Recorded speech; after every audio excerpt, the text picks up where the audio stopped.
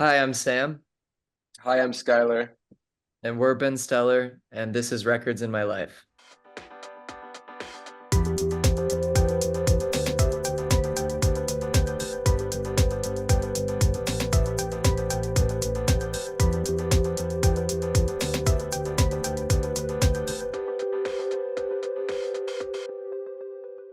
Thanks so much for being on Records in My Life. I was just telling Sam we were supposed to meet in person actually, and at the Commodore with Fontaine's DC, and unfortunately Green was sick. It's too bad. I was so looking forward to you guys, and apparently you're not coming back to Vancouver on the next round of dates, which is Yeah, a bummer.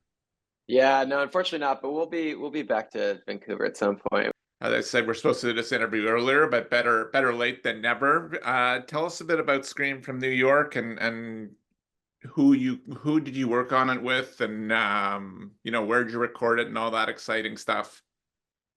Yeah, yeah, I'd say the album was like a culmination of a year. We had put out our first EP on this UK label called So Young, and we kind of just expected it to be, like a little thing, and then we'd continue working on like another EP. I don't know, but people really liked it, and it became, yeah, super busy, and it became really clear that um we wanted to make an album. Like we felt like we were ready for that, and there was a lot we wanted to say that, we felt like we were kind of holding ourselves back by just putting out singles and EPs. So yeah, we started writing it pretty much right after that EP came out. And we wrote it all in our basement in Bushwick, really sweaty little windowless room.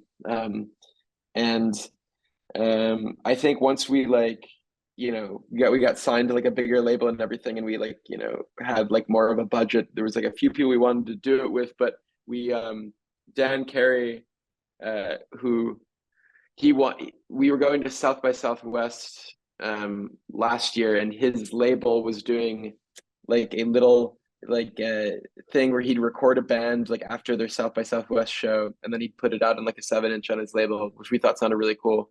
So we went to the studio in Austin, and like instantly, like there was a really great chemistry with him, and we really Fantastic. trusted him. Yeah, we really trusted him off the bat, and we asked him that day, like we're like, all right, like Sam was like, you want to produce our record? And he's like, sure, yeah. Yeah, So he's got so many, yeah. his credit list is amazing. Yeah, but no, I mean, a lot of it was just like, I mean, we were obviously aware of him because, all like, Squid and like Black MIDI and all those bands like he produced. I didn't really think it would be like I was kind of wary of doing it at first though, because like I really wanted us to not be kind of folded in with all those bands, especially because we're not, if we're American, it's slightly different. But he just got like we didn't need to explain anything to him. We didn't need to give him any references, and he just took to it. And it just really clicked. So yeah, Yeah, awesome guy. the record sounds actually to me I'm a big fan of the band Iceage, and there are Oh yeah. certain elements, I know it says that too in the pressing, but when you do listen to it, there are certain elements of that. I wanted to ask about New York City. What are some of the bands, and I mean it goes back a long time to the modern era, and what are some of the bands that you first think of or you love, which you like completely relate to New York City? Yeah, I mean, I think there's obviously like the big popular ones that I also feel the same way about, which would be like Television, and like Marquee Moon, and then obviously like New York Dolls. I'm a big Johnny Thunders fan. Hmm. Um, Obviously the Strokes, that first Strokes album is definitely like, represents like another period of romanticized New York, I think. You like Jim Carroll a lot. I like Jim Carroll. But yeah, I mean, we're also like big fans of like stuff that I think is often overlooked from like the 90s in New York. Um, Big like there's a band called Bowery Electric, and they've got a couple records, one in specific called Beat that feels very like New York to me. And like even like the cover of it, just like it just feels very New York. And then Jonathan Fire Eater, they're another Sure. band with the what is it? Tremble Tremble Under Tremble Bullets, yeah. Lights. Yeah. That's a really big band for us. I remember like when we discovered them, Sky like showed it to me, and at the time we were living um like a block over from where they had lived at the time when they were like making music in New York. And so there was kind of that cool like personal connection to it. But those are like the first like 4 or 5 that come to mind. Pretty Yeah, I good. mean, I think definitely it's like Sam and I always talk about New York, the Lou Reed record, um, like Oh yeah, specifically the how could I yeah, I yeah, gloss over that one? and Street Hustle as well. Those are like it's funny. Like I like we've lived here for a while now, but you put on records like that, and it just makes you want to like go walk around New York. Like it never fades. It captures the spirit so well. Um, yeah, Totally. We yeah. were last Specific, night, Sky and I were in we were at a bar with a buddy of ours, and it was so classic. We were like sitting there, and then Perfect Day by Lou Reed came on. Wow. I think someone must have put it on the jukebox, and like kind of like slowly over the course of like the song, the three of us said were like quietly singing to ourselves. And it was like if I had seen us sitting there, I'd be like, wow, these guys fucking suck. But no, it was yeah, pretty classic. It was like there was like all these there was like kind of like some surly dudes like sitting on the other side just like looking into their drink. It was very, very classic. Yeah. yeah, Lou Reed is definitely a big touchstone for us, and like for me, like lyrically, I feel like I draw a lot of inspiration from him. I'm building a record collection for my son he's really got a great ear and he's into music and I take him to shows when I can and what's a couple of good records to start give us each a couple of good records to help build that collection. Yeah, I mean, I would okay. I think for me the first like really cool band I got into was the Flamin' Groovies. My dad used to play them, and like I remember that was because like I always thought like I don't know I always kind of assumed like everything he listened to was old man music, but then he played me these. I think the record's called I think it's their live record. Yeah, live 1971 in San Francisco. This song called "Shake Some Action" really uh really sort of spoke to me. Yeah, there's like early Beach Boys stuff that feels very like when I was a kid that hit me really hard. I have a vivid memory of hearing I Get Around for the first time in um my friend's dad's car. He was like driving us to school and he played it, and I remember like wanting him to play it over and over again.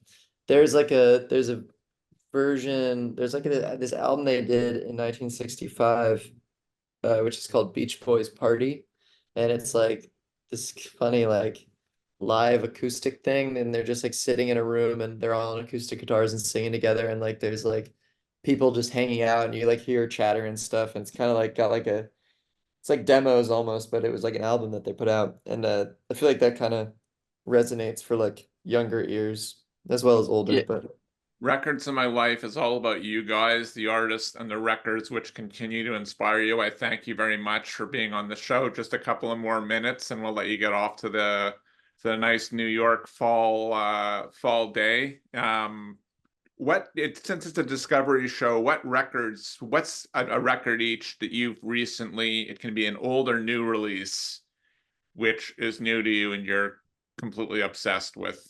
I'd say for me, I think the last record that I like was became super okay, can I give you two? Is Yeah, that of okay? course. Okay. The first would be Swerve Driver's Mezcal Head. Oh, Um, beautiful. yeah, yeah. I mean, Wow. I've been into them for like it's like been like a year long like love affair with it, but yeah, it's just perfect, man. The guitar playing on it is insane, and some of those lyrics just like give me chills. Really, I think overlooked album in like the whole '90s shoegaze thing. So that's a big one. And then the other one is XO by Elliott Smith. It was like I've been into Elliot for also it's way later than I'd like to say I got into Elliott Smith, but that was always the album that like I didn't take to like I either or I really loved and you know figure eight it was kind of instant for me, but Exos always seemed like there was something I wasn't getting, but in like the past few months it clicked with me so hard and like Blood White and I don't know like all the yeah it's a pretty perfect album, so I would say those two. I really love the album Time Out of Mind by Bob Dylan. That's like a later record of his. And I always find myself listening to it around the fall. There's something I love about like an old guy who like still doesn't have this whole love thing figured out. There's something like so classic about it. And then I guess to match Sky's um double choice, I guess I just started listening to the band Failure. There's a record Magnified um that I really dig. It's like 90s. It's like kind of heavy and like really fuzzy bass and like the guitar tones are awesome and the songwriting's just like it's like poppy, but there's something up with it, which I've always been drawn to music that's like that. And I really like the artwork of it. It's got like this frog on it that is like it looks like early CGI, so it looks those are the two that I would throw out. Weed, water, or wine to listen to your favorite record or write? I would probably say I really don't like weed. Um, I would say to listen to favorite record, I'd say wine. To write, I would definitely say water. I feel like the best stuff always comes when you're sober, in my opinion.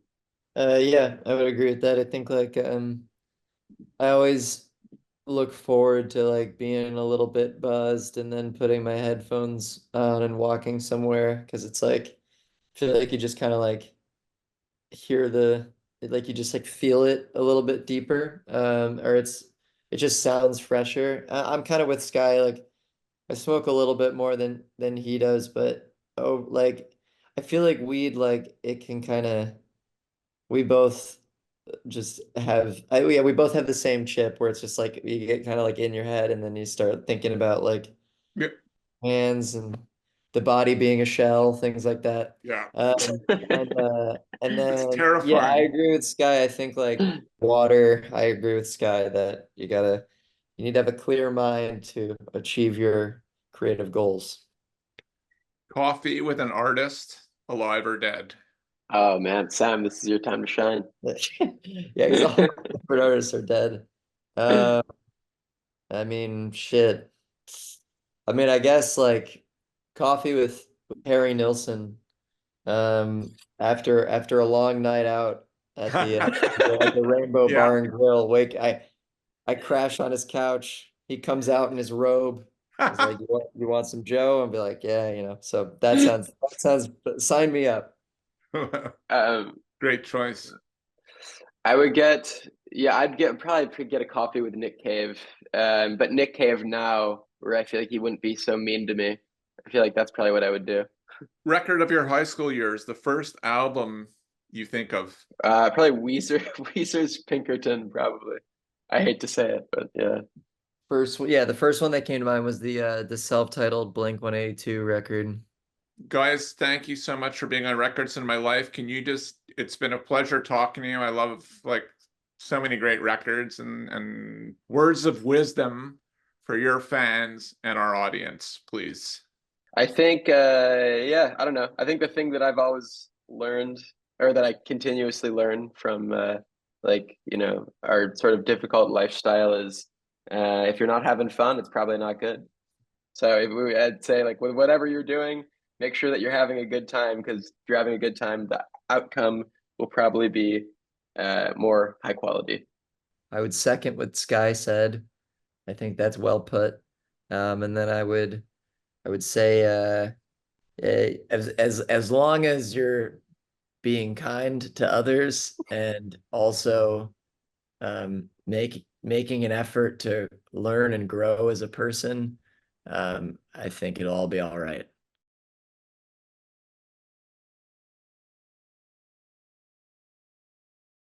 the show is really nothing without you. So please like or subscribe or check out our Patreon. And this year we've switched it up, and you can win a record just for leaving a comment. Thank you again, and we love you. Peace.